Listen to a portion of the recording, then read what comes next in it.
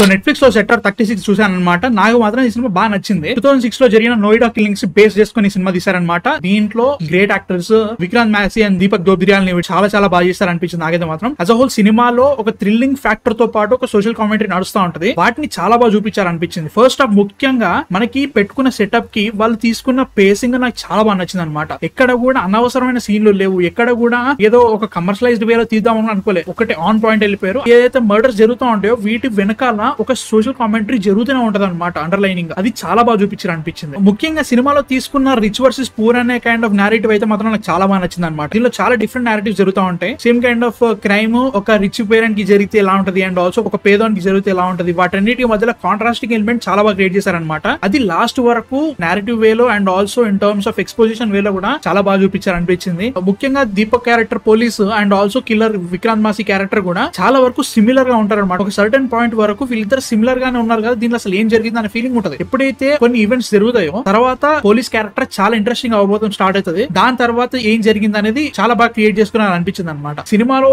Main highlight అంటే మాత్రం ఖచ్చితంగా విక్రాంత్ మ్యాసీ అని చెప్పాలి. అండ్ ఆల్సో సెకండ్ హాఫ్ లో ఒక 40 minutes చంక్ ఉంటుంది. టోటల్ ఒక కన్ఫ్యూజన్ సీన్ లా ఉంటుంది. స్పాయిలర్స్ అనుకోకండి, చాలా బాగుంటుంది. అది అసలు ఇట్లా పాజ్ కూడా చేయబోయి అలా చూసేస్తాం అనమాట. అంత బాగా పర్ఫార్మెన్స్ చాలా బాగుంది. ఆ కన్ఫెషన్ సీన్స్ గానీ ప్రతిదీ కూడా పర్ఫెక్ట్ గా పడ్డది అనమాట. నాకు సెకండ్ హాఫ్ లోనే కొన్ని ఇష్యూస్ అనిపించినాయి. ఎలా అంటే మనకు ఆల్రెడీ ఒక సర్టన్ పాయింట్ ఆఫ్ టైమ్ లో అయిపోయింది అనే ఫీలింగ్ వచ్చేస్తుంది అనమాట. దాని తర్వాత వచ్చే ఎండింగ్ కొంచెం మరి ఆల్రెడీ అయిపోయింది కదా, దీని ఇంకా లాగుతున్నారనే ఫీలింగ్ వస్తుంది అనమాట. నాకు ఎండింగ్ పెద్దగా నచ్చలేదు. మరి ఆప్టిమిస్టిక్ వేలో వెళ్ళినట్టు అనిపించింది అనమాట. It was very very good. కాకపోతే ఏదైతే పే ఆఫ్ ఇచ్చారో బట్ అన్నిటికీ సెటప్స్ ఆల్రెడీ చేసుకున్నారు. బట్ స్టిల్ అది కొంచెం మరి ఇంట్రా ఇలా అయిపోయిందని ఫీలింగ్ అయితే గ్యారంటీగా వచ్చింది. నేను ఇప్పటి వరకు చాలా క్రైమ్ థ్రిల్లర్ డాక్యుమెంటరీ చూసినా, ముఖ్యంగా ఇండియా బేస్డ్, అవన్నీ ఈ సినిమా చూస్తున్నప్పుడు గుర్తుకొచ్చాయి అనమాట. ఆ ఫ్లేవర్ ఖచ్చితంగా ఉంది సినిమాలో. ముఖ్యంగా మ్యూజిక్ కూడా అలానే ఉంది అనమాట. సిమిలర్ గా మ్యూజిక్ బాగుందని చెప్పలేను, బట్ యాజ్ ఐ సెడ్ నాకు కొంచెం డాక్యుమెంటరీ వైబ్ క్రియేట్ చేసింది కాబట్టి అట్లా అనిపించింది అనమాట. నాకైతే సినిమా బాగా నచ్చింది. ఎండింగ్ మాత్రమే ఒక లాస్ట్ 40 minutes కొంచెం అనిపించింది, బట్ సీరియస్లీ ఎంజాయ్డ్ లాట్. మీరు ఖచ్చితంగా చూడండి. పేరెంట్స్ తోటి ఫ్యామిలీ తోటి చూడకండి. Individual watch. Total gore and violence ఉంటుంది. అండ్ ఐ రికమెండ్ నిజంగా చూసండి. నెట్ఫ్లిక్స్ లో ఉంది. So yeah, this is my review on sector 36. నాకైతే నచ్చింది. మీ థాట్స్ కింద కామెంట్స్ లో చెప్పండి. అండ్ ఇలాంటి రివ్యూస్ కోసం సబ్స్క్రైబ్ చేసుకొని రెడీగా ఉండండి. ఇంకా చాలా రాబోతున్నాయి. అంతవరకు మ్యాన్ ఆఫ్ ఫిక్షన్